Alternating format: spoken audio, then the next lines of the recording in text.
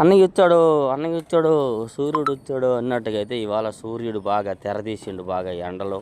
మా market yard కాదు, గుంటూరులో ఎక్కడ ఎండ ఉందో మరి మీ ఏరియాలో ఎట్లా ఉందో కానీ మార్కెట్ నిన్న మొన్న వర్షం వల్ల సెలవు, ఇవాళ మార్కెట్ రన్నింగ్లో నడుస్తుంది. రేపు కూడా ఉంది. ఇవాళ డేట్ వచ్చరికి అక్టోబర్ నెల 30వ తారీఖు, అక్టోబర్ 30, 2025 అనగా గురువారం అండి.